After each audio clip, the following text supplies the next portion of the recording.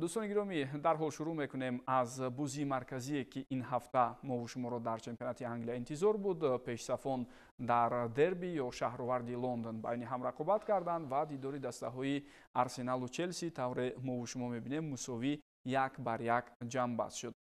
خب سوال اساسی این است که انتظار بودید که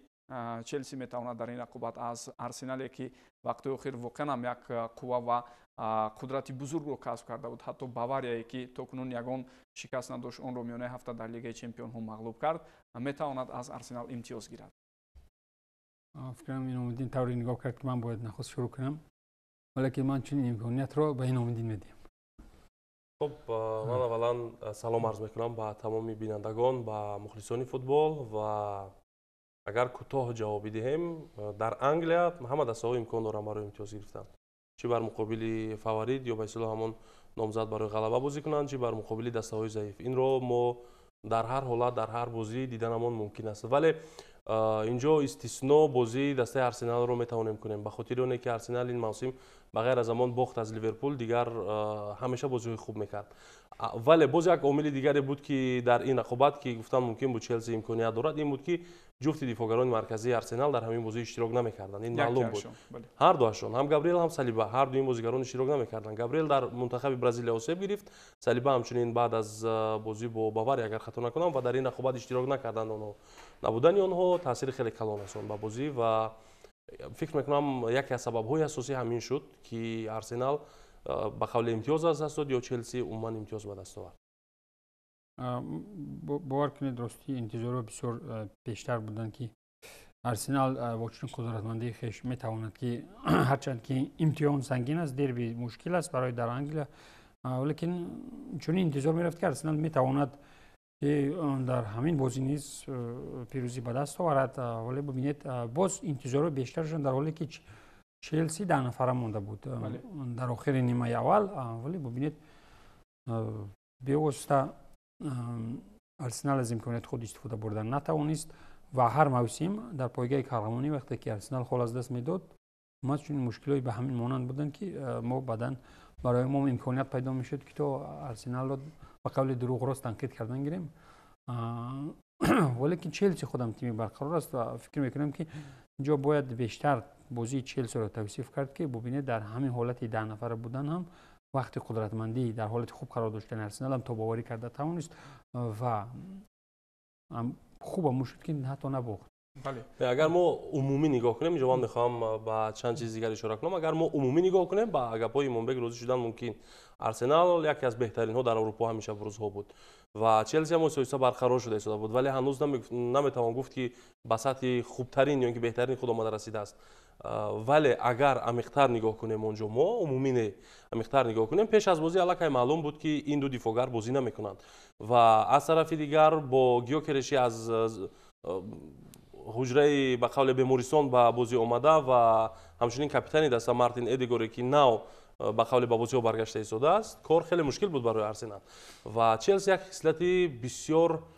البته یک خصلتی که برای مبارزه بردن فوتبال بازان چلسی عامل می شود، اما یک خصلتی که فوتبال رو محو میکند دارد این دسته مانند اتلتیکو مادرید و بعضی دسته های دیگر که اگر در کار شود 120 دقیقه این دسته میتواند دفاع کند. وقتی که آنها 10 نفره شدند همین کار رو استفاده بردند و بیشتر در قسمت دفاع بودند، همه کس دفاع کردند، یعنی اتوبوس گذاشتن به قوله و با این راه آرسنال رو گذاشتن که این نتیجه داد برای آنها و در اخیر با حساب 1-1 بر مقابل آرسنال بازی کردند.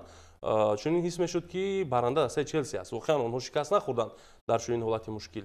پس به این خاطر گفتن ممکن که اینجا سبب‌های خاص خود رو داشت این رقابت که آرسنال غلبه نکرد. ما میدونیم که آرسنال بیشتر از ضربه‌های کنجی استفاده می‌برد گل میزند، یعنی وضعیت‌های استانداردی کوزری اساسی آرسنال است و سالیبا و گابریل باشند نفرانی هستند که اجرا میکنند این کارو. آنها در داخل جریمه‌گاه رقیب همیشه آماده‌اند، در رقابت دوم در کمی کم 50-60% حالت‌ها آنها غلبه میکنند نسبت به رقیبان و نبودن اونها چیز بهترین اطراف این چیزا برمیگردیم. فقط در مورد اون سخنی که شما گفتید چلسی لازم شود 120 دقیقه دفاع کرده میتواند، در مجموع چنین به نظر رسید که نیمه اول حتی خطافه برای این دسته که اصلا خیلی بازی بد و نه اونقدر هجومکار نشان میدهد، حالت‌هایی هست که در یک قسم هم از آرسنال هم از چلسی دیده بیشتر هجوم میکند. چیزی که ما در قسم اولی барои мисол бозии ин ду даста надидем ва баъдан ҳамон тавре ки дида шуд дар дақиқаи 48 ҳисоб шуда мешавад ва челси бо ҳамон ярухи асосии худи арсенал онҳоро ҷазб карда аз вазъияти стандартӣ ва инҷо ҳам боз мушкилӣ дар набудани ҳимоятгарони марказӣ ва қоматбаланду пурқуввати арсенал тамоми ҷиноятое ки буд бар сари ду кас на ман дар футбол ҷиноят нест балки камбудиҳои арсенал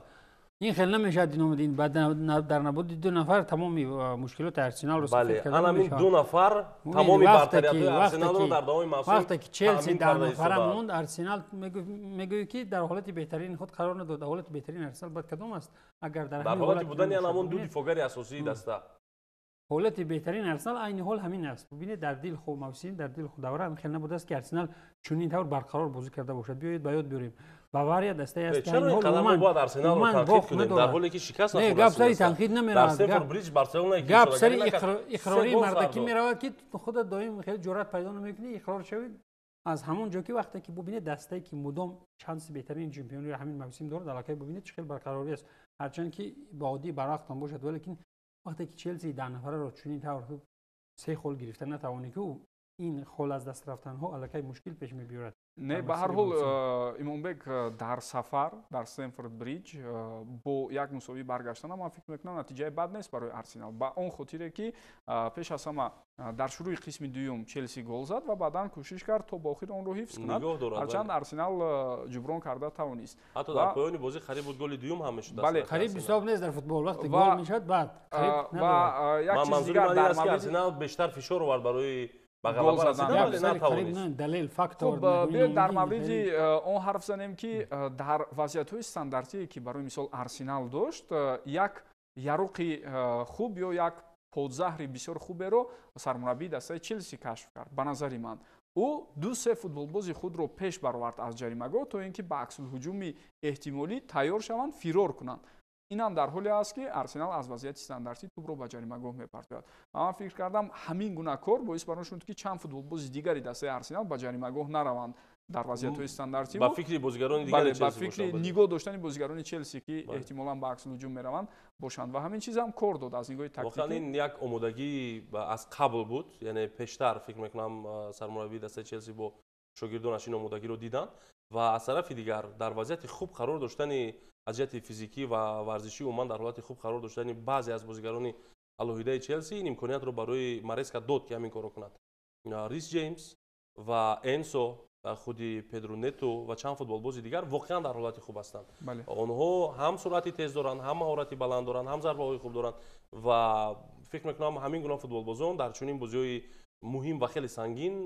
кор медиҳанд барои ҳамин нақшае ки сармураббии дастаи челси хост онро амалӣ гардонад ва ба як нуқтаи дигар агар мо инҷо таваҷҷӯҳ кунем бибинед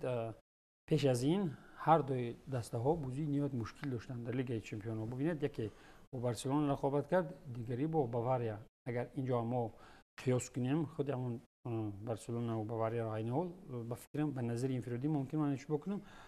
барои челси рақиб андак сангинтар буд пеш омад лекин бубинед онҳо чугуна шикаст баръакс имонбек худаш дар давоми гапаш мегӯяд ки мумкин ман иштибоҳ кунам ман барои ҳамин гуфтастам балки иштибоҳ ҳастин чӣ гуна шумо Барселона Баварияро айни ҳол муқоиса мекунед дар ҳоле ки Бавария хеле пурқувваттар аст аз Барселона бубинед вақте ки Бавария пурқувват аст бубинед бале пурқувват аст дар чемпионати дохилии худ ягон хел дар лигаи чемпионҳо ҳам ягон хел бох надошта бозӣ ба Арсенал дар ин ҷо мебиёд муқобили Арсенал шикаст мехӯрад яъне ки ин аз чӣ мегӯяд Арсенал як қудратмандии худро нишон медиҳад дуруст вале қудратмандии Арсенал сабаби ё ин ки уман бозгӯи он нест ки Бавария заиф аст барои мисол Бавария 2 ҳафта пеш аз ин ПСЖ-ро шикаст дода буд дар ҳамин лига ПСЖ ки Барселонаро шикаст дода буд агар хел мо ҳисоб китоб кунем ПСЖ дар Монако ҳам дучори бох шуд ин ҳафта не ба ҳар ҳол ҳамеша дар оғози мавсими нав агар мо то ҳамин даврае ки бохт аз дастаи Арсенал буд барои Бавария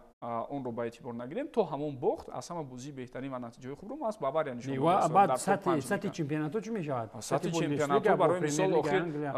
сатҳи рақибон намояндаи Бундеслига 4-0 Вильярреалро шикаст медиҳад Борусияи Дортмунд баъд чи ё ки Байер Манчестер Ситиро мағлуб кард бо кулли ҳамон эҳтиром нисбати ҳамон намояндагони Бундеслига онҳо ба намояндаи Премер-лигаи Англия баробарӣ шуда наметавонанд дуруст вале як бозии алоҳида метавонад натиҷаи баробар шуда наметавонад мо таърихан нигоҳ кунем агар Бавария ҳамеша дастаҳои англисиро шикаст додааст фақат аз ҳамон вақте ки дар финали лигаи чемпионҳо аз Челси дошт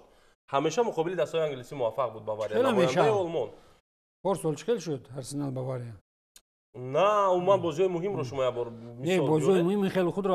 از حالت برآوردن در کار نمیشه. این خیلی نه، بجات ما که بگی. چکل شکست شما از حالت چلسی برآورده در شده. نیمه نهایی لیگ چمپیون ها باواریا را چکار کرد هرچند که با قول نامدین افتوبوس هم بود لیکن ببینید در فینال لیگ چمپیون ها خیلی همیشه به هر حال نمیشه دوره‌های بسیار جدا کردن در کره مرحله معین رو چندان درست نیست.